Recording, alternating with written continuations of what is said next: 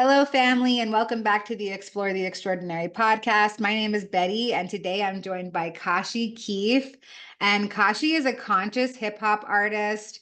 I love his Instagram. I'm kind of fangirling right now. I met him through another conscious rapper friend of ours. We share a friend in common, Jay Clay. He's been on the podcast as well. And I'm always watching Kashi's videos about breath work and healing. And I'm so excited to have a conscious conversation today and to introduce you to our community at IANDS. So I'm going to toss it right over to you to start sharing. Oh, Betty, thank you so much for having me. Really, really love to be able to come and share, especially with people that are interested in some of these more what many would refer to as far out ideas and concepts, and how to actually sustainably and practically apply these mystical experiences and these connections to the spirit energy. The word spirit comes from the Latin word spiritu, which is breath. So spirit is breath. And I know many people ask, what's this thing on my nose? Well, it helps me spiritu, inspiration to breathe. And growing up, I didn't know how to breathe. And growing up, I think most people probably don't know how to breathe, except a very select few tribes of Native American Indians is what they found that have perfect teeth and like chiseled jaw lines, because their parents would cover their mouths and do everything they could in their formative years to get them to breathe properly. So um, I really just put such an emphasis on sharing the breath because it just excites me so much to uh, talk about it, to be about it, to breathe about it, to share about it. And once again, thank you so much for having me here to talk. And the format seems that I'll just go on a bit of a tangent here, so I'll make that work. The first time I ever did breathing techniques was when I was down bad, just so fragile. I was in a state where I was just looking around at everything and everyone with this deep something's missing, this deeply rooted just trauma and pain. And I had no outlet initially to move through that pain and actually experience the beauties of life, other than using drugs and alcohol and that whole thing. I know that Betty is also in recovery, which is so amazing. So I've been what you would call my version of sober, which is utilizing coffee. That's technically a drug. I sometimes eat cake. That's a drug. So just using the drugs in moderation that don't destroy my life. And then there's some drugs that not only don't destroy my life, but very much so expand and awaken one to what life really is. So I think that's another thing that we'll touch on a little bit in this 15-minute journey that we're about to go on, that we're currently trotting. So before I did the breath, before I got into what it really means to polish the trauma body, to polish the auric field so that the subconscious mind, which is the space that's around your head, it's not inside your brain. Subconscious mind's all around. So recognizing the effect of this breath, instead of me being here, just got out of a drug rehab because I signed myself into a drug rehab for 3 years. I had spent 3.5 years locked up in jails and institutions from the ages of 12 on and off until age just turned 19. And overdosed plenty of times. I've been in the hospital more times than you can count on at least one hand for sure. Probably closer to two though. And I say this with a smile because it's so funny to think that what I'm saying to you right now is true, because it doesn't really feel like it is anymore. Because that's such a, we're talking about mystical experiences and death here. That's such like a dead expression of what was, that's no longer physically displaying itself through this bundle of ever changing every couple months, renewing one's blood, skin cells, face cells, eye cells, memories, etc. That body that was at one point snorting lots of drugs and just completely had no regard for anybody except himself, and was just so angry and hurt. That being is no longer here, although it's here in the memories. It's not physically here. Took a lot of crying, a lot of crying, especially during breath sessions. Took quite a bit of psychedelics, and it's taken a lot of accepting what is and seeing things for what they are. And as the pain body arises, to be able to be present with that sensation, to let it move through. So after years of numbing myself with drugs and alcohol, having no real gauge on who I was, except I was this cool guy that listens to rap music, and you don't want to fuck with me because I'm a bad guy. You're gonna get hurt, which I didn't really hurt anybody. I just had a big ego. And was delusional and brainwashed by the mainstream rap music, which is glorifying drugs and misogyny and violence and all this crazy stuff that makes you wonder how they let that shit go on the main news state, the stations. Like, this is what the kids are listening to, and it's not by coincidence, it's by design that they're propagandizing us with from a very young age, with these very, very detrimental ideas, concepts, and normalizing and desensitizing a whole generation, myself included in that generation, and maybe you as well, to this atrocious, terrible, not conducive to God's love music. And I go into that story just so you have a little bit of an idea of why I care so much about the breath, why I care so much about the psychedelic integrative medicines, sacraments, excuse me, not medicine, sacraments. So I am the founder of this really, really cool school. It's called the Breath Coach School, where we train facilitators to facilitate the Beyond Boundaries breathwork method.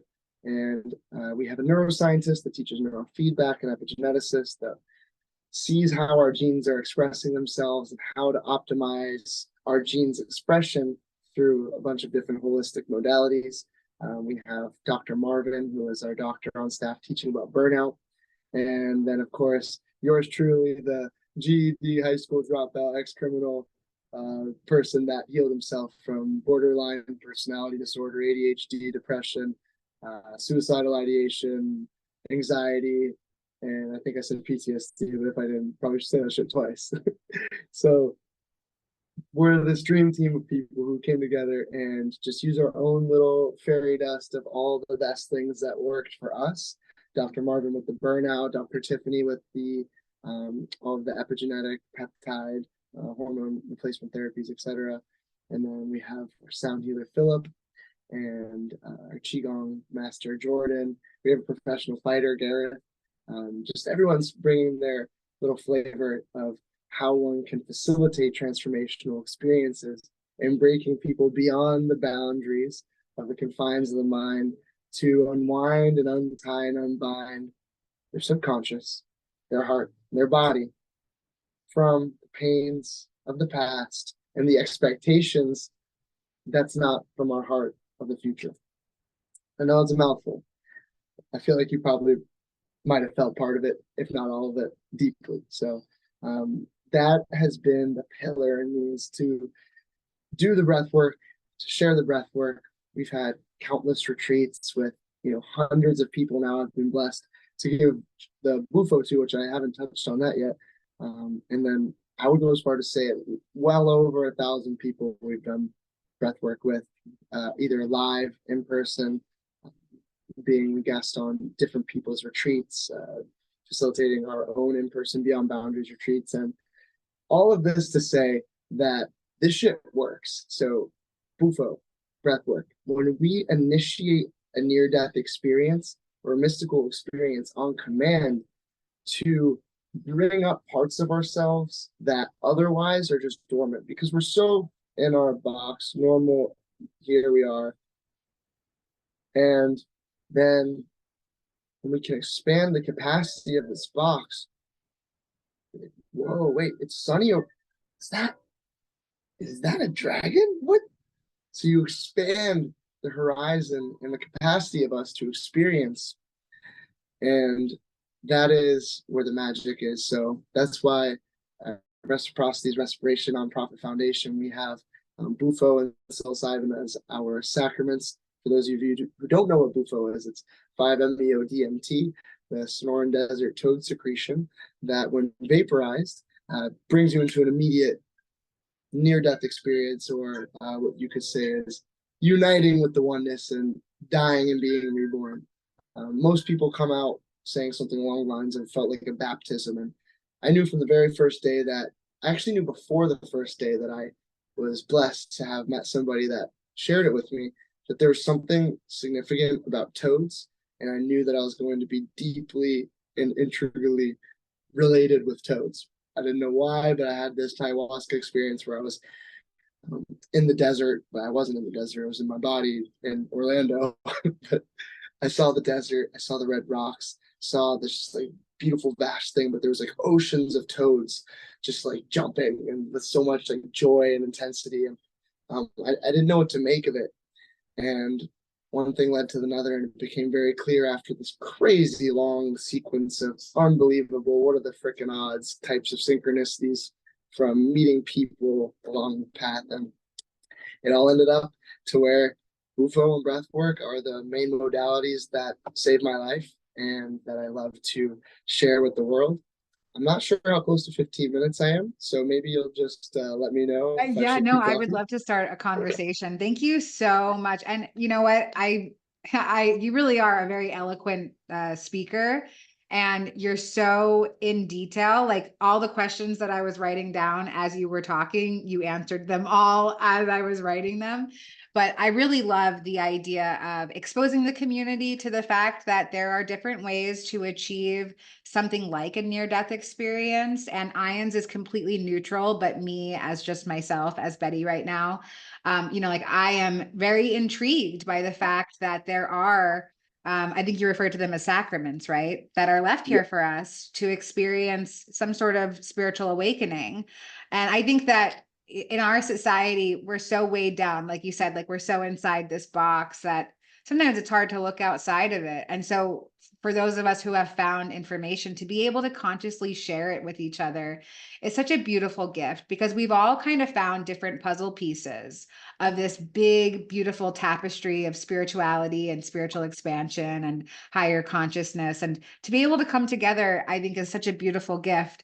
One of the things that I heard you talking about was, and I could really feel your love for your community. So I was wondering if maybe you could talk a little bit about soul family. Do you feel like the people that you collaborate with are part of the same spiritual tribe as you?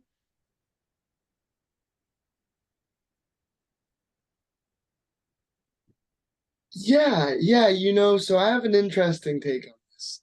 So I feel as though that all of the people that you meet, including me meeting you through this screen, and then Betty, you and I, now referring to you, having through Jay Clay, met you, I think that this is all just reflections of the same mirror. So I look at everybody as a bucket of light, and everybody as we're our own buckets of light.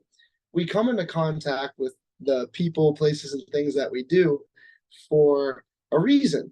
And oftentimes, the reason is far beyond my pay grade, because sometimes that way is through war, through catastrophe, terror, natural disaster, enslavement, just the most atrocious, unfathomable, terrible experiences that humans can have. But of course, we're talking about in the way that, our friends that we create music, and we're so blessed in America and probably many other places where we have these like freedoms and this abundance to express the divine love in our hearts in such a free way. So I think that everybody that I meet, it's certainly, I see them as a reflection of the divine, that there is a purpose and there's synchronicity. And I often just like feel in my heart like, damn, we're so lucky because we don't have like bullets coming at us, and there's other reflections of us right now that are in way worse situations, and we're so damn blessed and spoiled. So anytime I think about the soul tribe, I'm like, yeah, I love my soul tribe, but I can't help but think about what about those people that are like, you know what I'm saying? So yeah. Wow. I really, and you know what, kind of going off of this same pattern of thought about the purpose of pain and suffering, like you've gone through a transformational process. You've come out of jails, institutions, death, addiction, all of these things. Do you feel like there was purpose behind that for you? Can you speak a little bit to like, what's the meaning of life? Why is there suffering?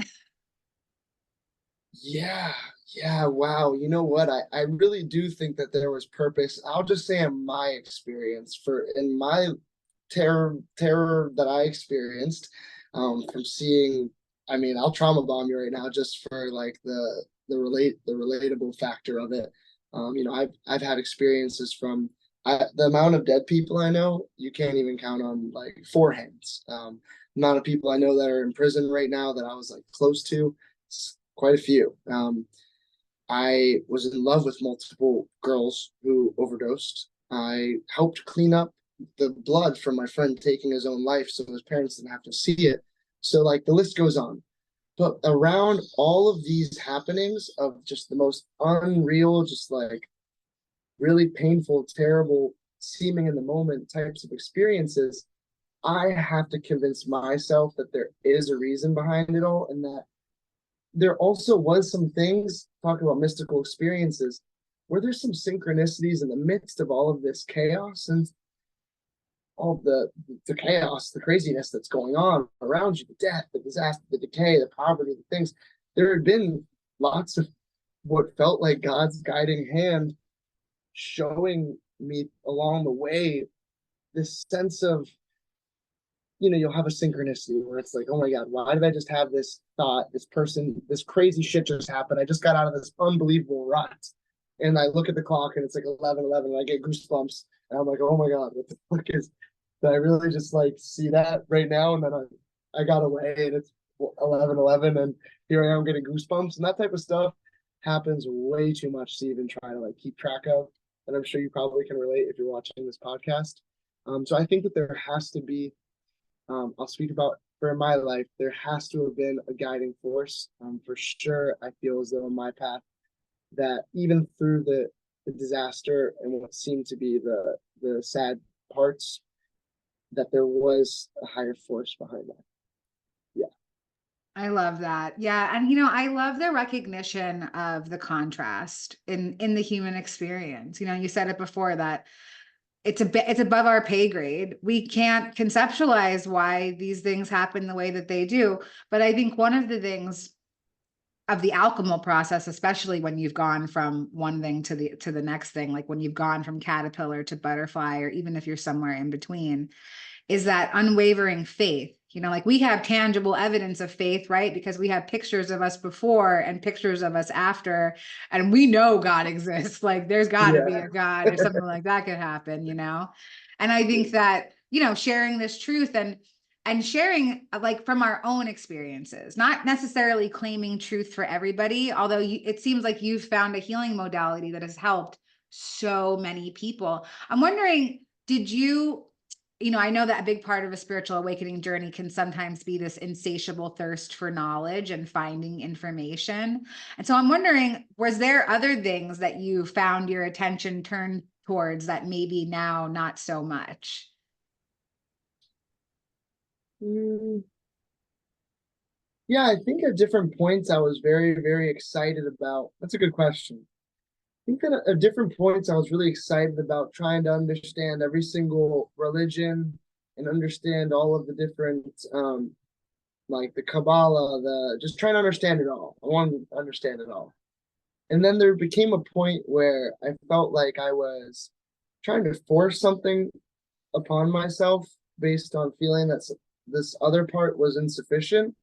And then I just decided to in a sense accept my ignorance and try to and get in touch with my intuition. And instead of getting intuition and then paying to like my attention to all sorts of things, I just wanted my intuition to show me the way with certain things, instead of having to logically and intellectually wrap my head around all these different mysticisms and the history behind it. So I still go through phases of being very interested in different cultures' histories, and some cultures I deep dive more into. But I think before I was like obsessed with wanting to know it all, and it became where I couldn't like ground the one thing in based on trying to know it all. So that's I would say. I love that response. And I identify a lot with it. Like that logical, reasonable part of my mind wants to find the answer, but my mystical part of my mind is like, no, just flow, like just be fluid. You don't need to know anything. So I really identify with that. I want to shift gears a little bit and talk about creativity in the spiritual awakening process. I'd love to hear more about how you came to be a conscious hip hop artist and what that process is like for you. Yeah, that's a great one. I'll start it off with a lyric, okay? Could I remind you that you're divine and that all matter is spirit? God is every word, worm, smile, or fear because it's omnipresent as in it's inside of you. And no matter where you look, there you'll find the truth. Here's the proof. Be aloof at how it all came to be. Be at ease, bumble and sing, vibrating, elevating while we meditating, loving, shaping clay by molding the flow, not contemplating, sending lucid waves when I'm giving thanks and praises. Internal pastures I'm grazing, no pastor. Needle point focus, sip the straw source. Love is everlasting, and then the love it courses right through my temple. The body is so precious. No, it's not a rental. So respect the anahata and the mental. Clear all the drama with the free flow and aqua, ganga, river, kundalini rise, vertebrae they quiver. Kiss the ground. That's the mother. You came from her. There's nothing but your hum. So that's the creative process. Is that intuition? You just open yourself. You're getting into a yogic slash qigong, whatever you want to call it. You get in tune with your chi, your prana, your life force energy in whatever way that you know best. You get in tune with that. You pray for inspiration, you pray for humility, you pray for God to use you as a vessel to share love, to share creativity, to share what someone needs to hear, and to be the expression of love that somebody needs to see, feel, hear, taste, touch, and smell. So I would say that is really the creative process, is just opening yourself up to know that God's within everybody, and the God within many people is just needing to be woken up. And it's constantly waking up within all of us. So I'm not saying, oh, I'm some enlightened being and I'm like ascended or whatever. No, like I have to re-wake up God within me all the time. The mind can come and then, it tells you that you're insignificant, insufficient, whatever the shit says. But you just remember, like, oh, wait, no. There's a divine spark of God's love in my heart, and I'm here to reawaken that spark, and then you share it with the world. So that's how I look at the creative process. Oh man, I'm loving this. It's so funny. I talked to Jay Clay before we met, and he was like, "Oh, you better have your energy on point because Kashi's like energy." And my energy was not on point before we started recording, but now it is definitely aligned and so joyful and so gleeful. And witnessing somebody else's creativity for me, that is God. That is spirit. That is the flow of the universe. Every second, our thoughts are creating things. And so when it can be channeled into some tangible piece of creativity, like a piece of music, something that so many people can identify with and resonate with, I love that. Do you feel like you're channeling when you are writing lyrics? Do you feel like it's coming from somewhere else? Yeah, 1000%. And I think that everyone's channeling God because God is love, and sometimes love upside down is fear and hate. So everyone's channeling God's love, even if it's in the unpleasant way of expressing it. Even war is channeling God's love in its own messed up way.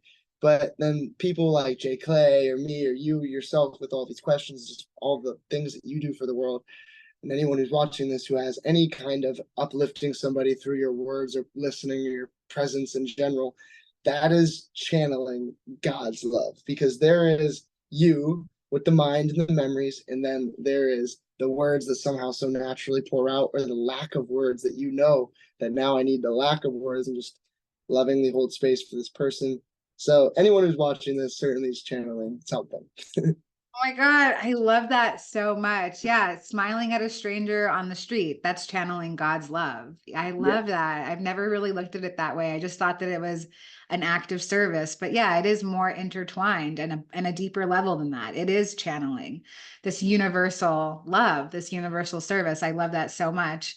I feel like there's some question that I meant to ask, but I'm not exactly sure what it is. So I just want to open it up for you to share. Like, what is something that you feel really passionate about teaching? Like, what is it that you wish more people knew? Yeah. Yeah. Thank you. So really, it's as simple as this, that we are the sum total of where our attention goes and where our energy flows. So when we have negative thoughts, when we have thoughts that are self-deprecating, self-limiting, they're perpetuated by, oh, I'm not enough. Oh, I couldn't do that. That's only for smart. Oh, that's only for creative people. Oh, that's only for only pretty people could get that. Only this person. I'm not that person. Mine, the one that I'm always working against, that I just have been destroying recently, is I'm unorganized. I'm unorganized.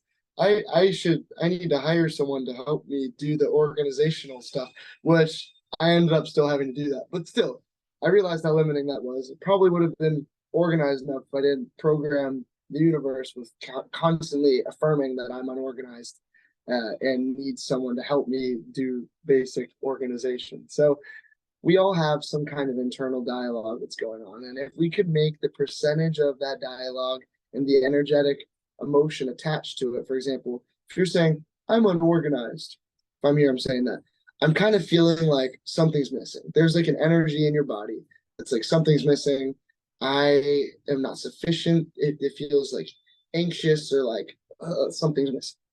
So if we could have only maybe less than 20% of our emotions like that allowed, and then 80% of our emotions and thoughts are directed towards building and creating and bringing forth with our intention and our faith, our knowing, our certainty that there is a new timeline, there is a new thing that can be done. So, for example, what we teach at the Breath Coach School a lot is expanding our capacity through breath and through focused thought.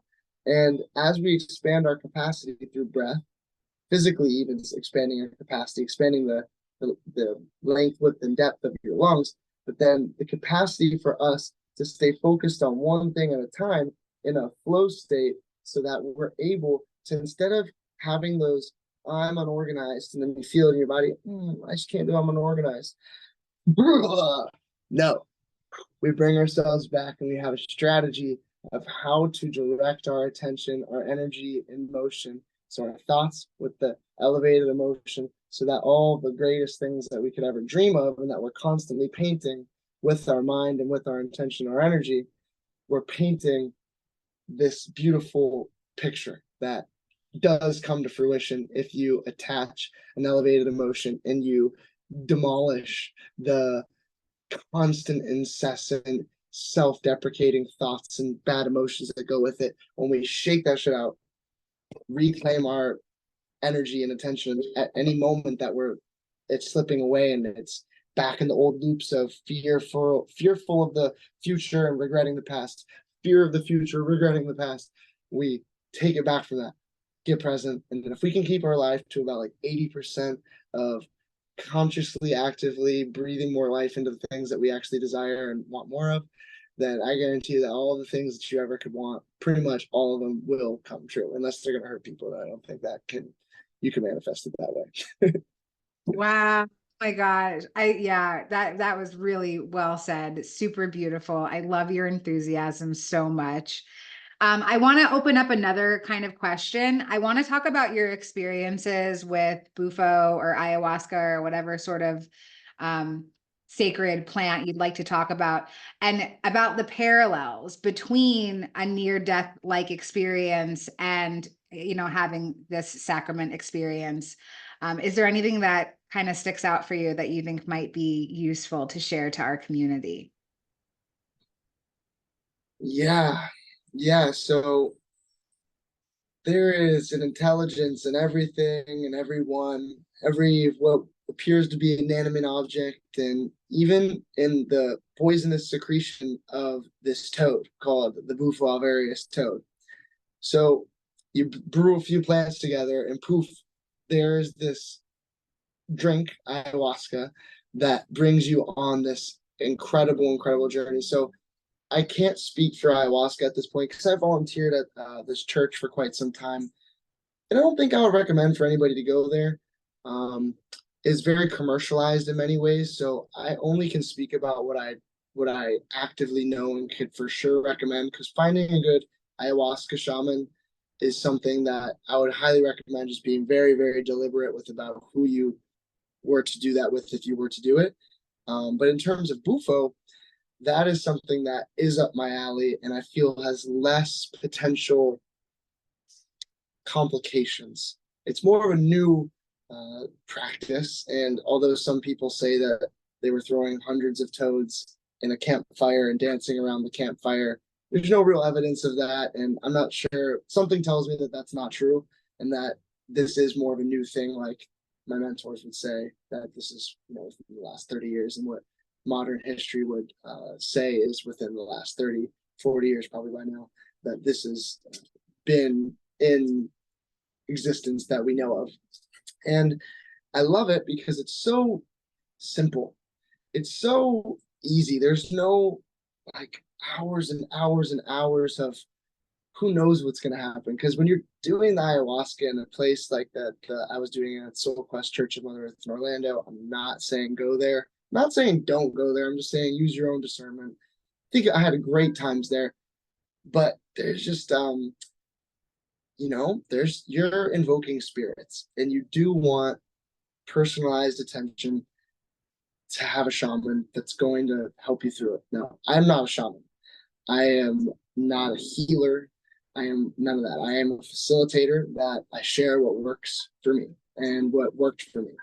And Bufo is very, very simple because I think just with the basic protections and the basic invocation of, I'm not saying this in a religious sense, but like Christ, love, whatever the original primordial light of the universe, invoking that with good intentions. I've, after hundreds of times giving Bufo to people, never had anything really bad happen. So at this point, I'm very, very confident in just knowing that only for the most part, I have not yet to have anything that was bad, and anything that was frightening ended up actually adding to one's growth. And they completely, without me having to say that, said that yes, no, this hard experience, it brought some shit up for a few months, but it was the best few months of my life, and I've grown so much.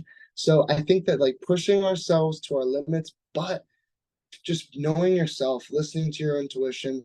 Don't go and do a bunch of psychedelics necessarily if you feel as though you're just like chasing a dragon and you want to like go meet God, because you could end up like I did. I've spent months in a what they would say in a schizophrenic state, which I wouldn't really call it that. I would just say I was in tune with um, the energy of life in a way that I wasn't actually in a grounded way ready to handle all of that. Talking to animals like birds just like circling around me and walking around with me, crazy, crazy shit. And I wasn't ready for all that. So, as with the good, like the birds talking to me and being there with me, there comes the bad. So, I would say just any time with psychedelic sacraments, just be aware, ask yourself, only do it if you feel like there's a real reason for you to do it, like you're called to do it, like you have this deep knowing in you that you've been neglecting parts of yourself, and you haven't an inkling of a thought, like, I'm listening to this guy talk right now, and it sounds like this thing that he's talking about is for me. If you don't feel that way, like, don't force yourself to do psychedelics. But I will say, which applies to everybody, is with the breath, you can bring yourself into near-death experiences with the breath. And I would go as far as to say that that's got to be good for everyone, unless you're one of the few people that have some kind of counterindicating, potentially hazardous thing because of like a heart amputator. Oh man, excuse me, there's this device that's placed in your heart, and they say not to do certain breathing patterns with it. So there is a breath for everybody, even if you have the things that they say don't do the intense breath works. There's a breath that will change your life. Absolutely, 1000%. Because the only thing that you have and I have perfectly in common forever and from the day we're born until we die, which we may not actually have to die and we can actually keep the body, maybe, uh, is our breath. So just really, really getting serious about acknowledging, the one thing that's constantly active, whether you like it or not, from the moment you were born, is your breath is flowing. So that really important thing to bring forth the most conscious use and directing of this breath, of the spirit, of the energy within yourself. And yeah, I would say that's main takeaways from that. Only do the psychedelics if you feel like you really are called to it, and everybody should totally do breath work. Wow, thank you so much. And yeah, I also love, there's so many different ways to get to altered states of consciousness that don't involve any sort of outside substance. Meditation, breath work, like these are tools that we all have access to. They're free. You know what I Yeah. mean? Like it's just, and I think that that's a really important message as well. And thank you for the information around the psychedelics, because not everybody has access to that kind of information. People hear these things and they don't really know. And I kind of like that you prefaced it with a little bit of a warning, and also to remember to follow your own intuition and your own guidance. Like I know for me, for the rest of my journey, that's not part of my journey. And that's okay. And I'll follow my intuition. My ego wants to think something else, like, no, man, go get messed up. It'll be totally awesome. Like, see God again. But I see God in this connection right now. Like I see God in this moment that we're sharing with each other. And I think that that's so powerful. I want to thank you so much for taking time out of your day to come and serve our community at IANDS. And I just want to see if there's anything else that you'd like to share to feel more complete about our time together. Mm, no, other than I just love all of you and thank you for having me. I think I feel complete. Yeah. Beautiful. All right. Thanks so much. We'll see you next time. Okay, see you next time. Bye.